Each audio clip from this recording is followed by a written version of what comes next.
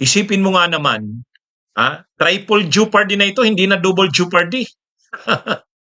Ang tinutukoy ko, yung tungkol doon sa kanyang kaso, na-acquit na siya ng Regional Trial Court ng Muntinlupa tungkol doon sa drugs case niya. Acquitted na siya.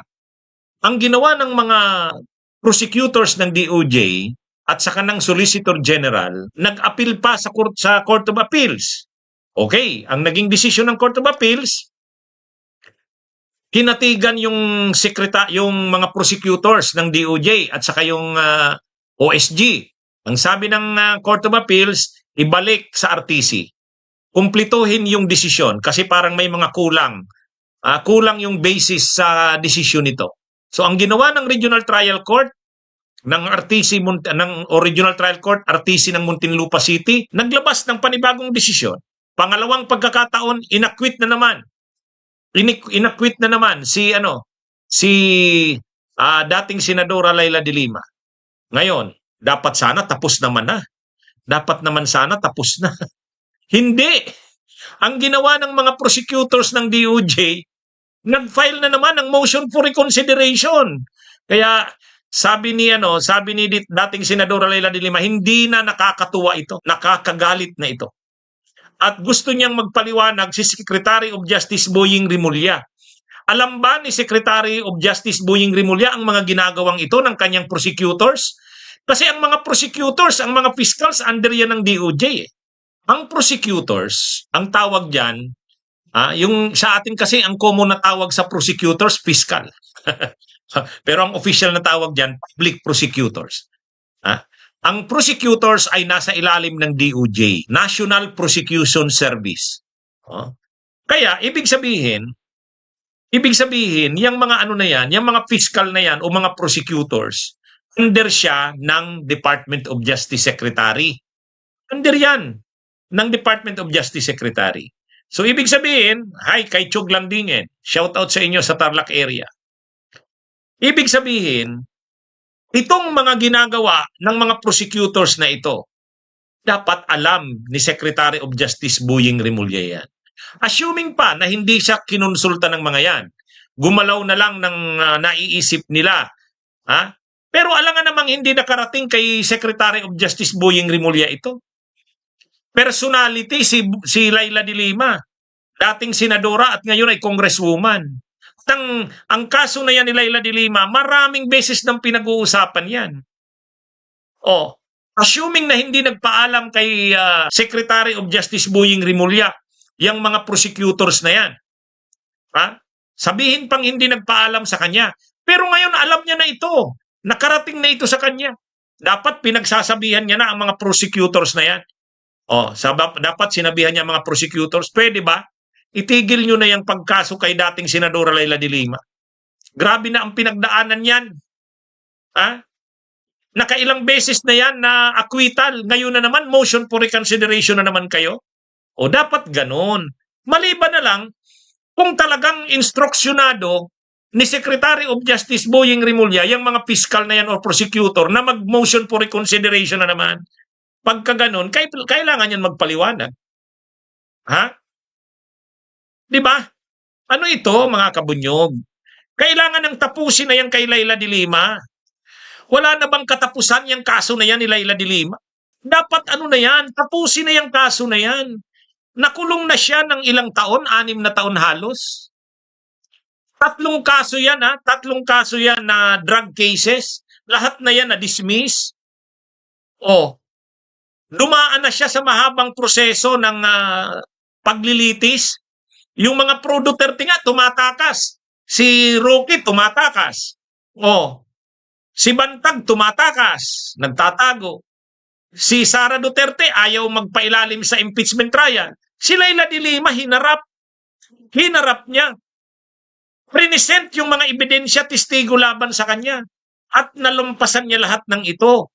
Yung 3 mga kaso ng drugs na isinampa sa kanya, drug cases na isinampa sa kanya, lahat niya yan, napanalo yan ni Leila de Lima, acquitted lahat siya. Tapos ngayon, na-acquit na siya, nag-appeal pa, dapat sana hindi na nag-appeal kasi double jeopardy na yan. Pero okay, yung Court of Appeals nagdesisyon, binalik na naman sa RTC, i-review daw yung desisyon. O, nag-review na naman yung RTC, inakwit na naman si Laila de Lima. Okay na. Ngayon na naman, nag-motion for reconsideration na naman yung mga prosecutors. So dapat dito kay Secretary of Justice Boying Rimulya, medyo magpaliwanag siya dito. Alam niya ba itong ginagawa ng kanyang mga prosecutors? Ha? Siyempre, sa dami naman ng prosecutor sa Pilipinas, sa dami naman ng kaso na pinoprosecute ng DOJ, hindi naman niya naiisa-isa ni Boying Rimulya. Totoo naman yun. Pero ito kasi hindi naman to ordinaryong kaso. High profile case ito. At ang totoong involved ang taong involved dito, hindi naman ordinaryong tao lang. Dating Justice Secretary, dating Senadora, ngayon ay Congresswoman. Napakarami ng pinagdaanan ito. Hindi niya ba namomonitor yan? Hindi niya ba namomonitor yan? Kaya sa totoo lang mga kabunyog, mga kababayan, dapat naman maraming beses na tayo sumasaludo tayo kay Boying Rimulya sa ilang mga ginagawa niya. Ito yung pagkakataon na ano bang gusto niya? May go signal ba dito si Boying Rimulya na ituloy ang kaso kay Laila de Lima? Ibig sabihin, hanggat hindi pa natatapos, huwag titigilan? Ganun ba yun? Ganun ba yun? Pero alam nyo kasi, mayroon akong alam na prosecutor na humahawak ng kaso ni Laila.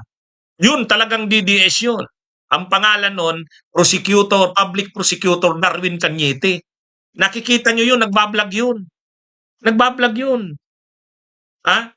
Mukhang ano yun, baka ito yung nasa likod niya. Kasi alam ko, siya yung humahawak nitong kaso na to, ni Laila de Lima. Yung Cañete na yun. Anyway, mga kabunyog, mga kababayan, ano't anuman, baka naman hindi alam ni Boying Rimulya itong nangyayaring ito.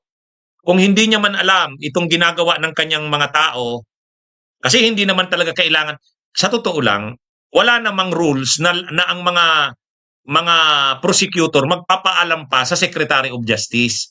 Sa dami naman ng prosecutor sa buong Pilipinas, hindi naman niya nagpapaalam na sa Secretary of Justice. Totoo naman yun. Kaya lang, ito naman kasi high profile case ito. High profile case ito. Pangalawa, high profile na personality ito. Pangatlo, ang dami ng pinagdaanan ito. Ang dami ng pinagdaanan. Di ba?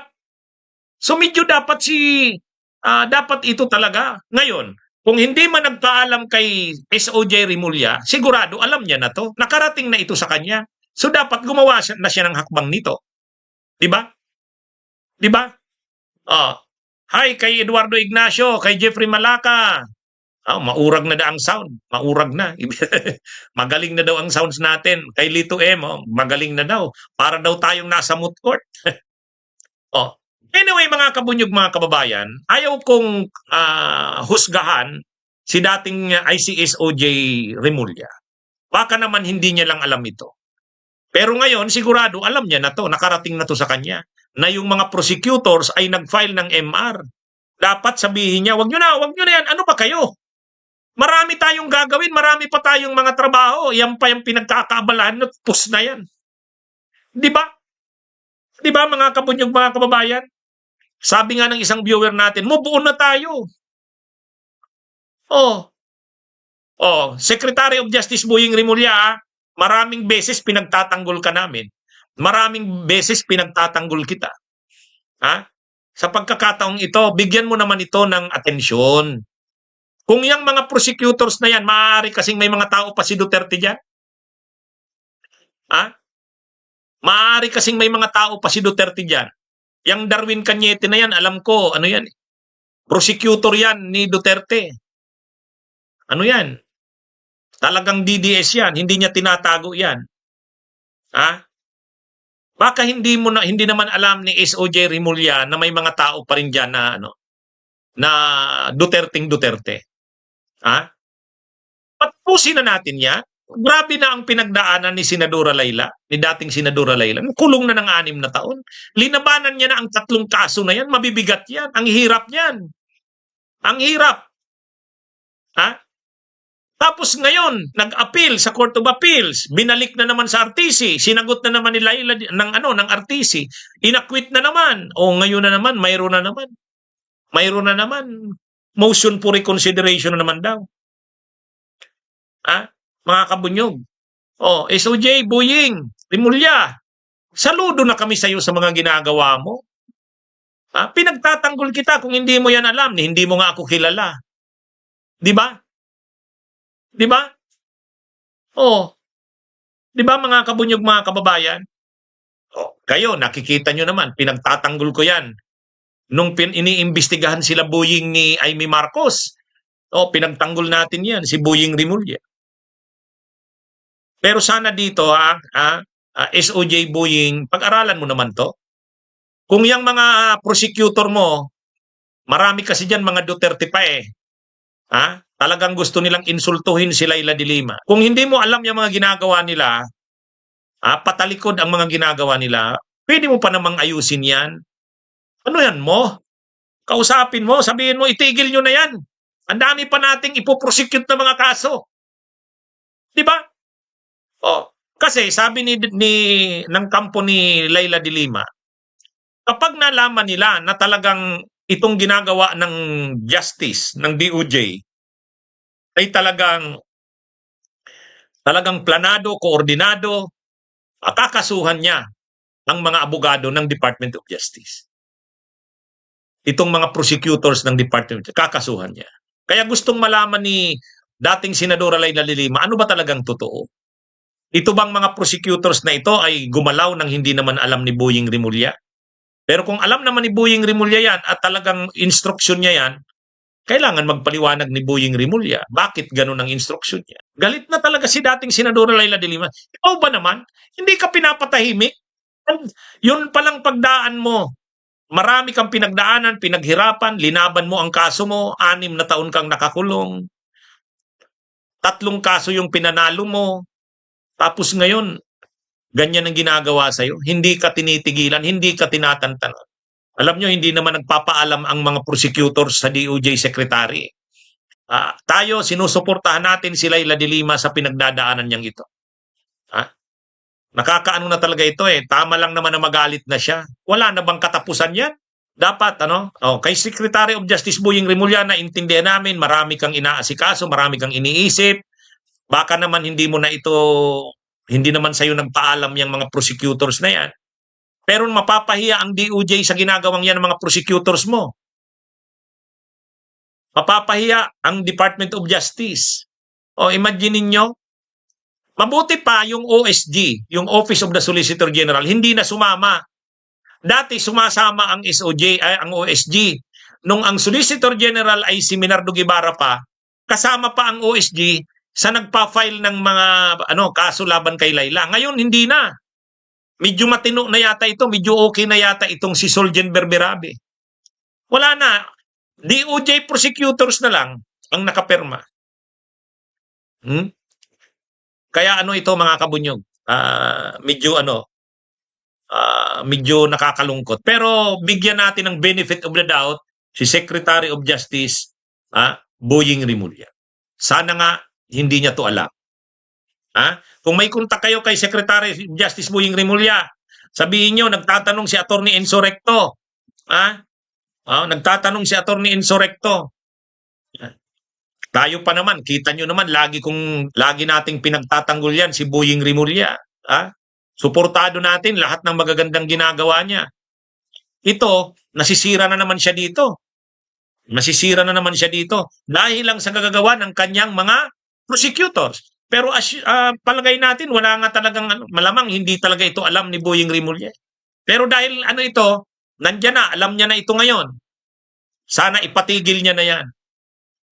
Tapusin na yung panggigipit kay Leila de Lima. Wala na bang katapusan yan? Wala na bang katapusan yan? Nag-a-apply ka pa naman sa pagka-ombudsman, Secretary of Justice Boying Rimulya, suportado ka rin namin. Di ba? Mga kabunyog, narinig nyo naman ako. Sabi ko, si Boying, okay yan. Pwede na yan sa ombudsman para talagang mahabol ang mga Duterte. So sana, wag mong masirain yung magandang record mo dahil lang dito sa kagagawa ng mga prosecutors mo. Kasi malamang may mga prosecutors dyan na mga tao ni Duterte. Pinapahiya ka ng mga yan. Ha? O, okay? O sige mga kabunyog, mga kababayan. Magandang araw sa inyong lahat. Marhay na hapon man sa imo, Kanguso Muto Vlog.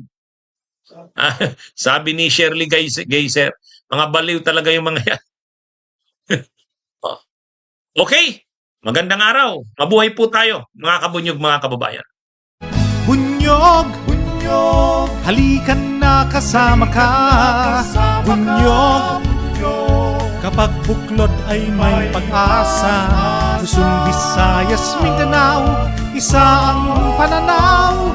Sa bagong Pilipinas ang bunyog isisigaw. Bunyog, bunyog.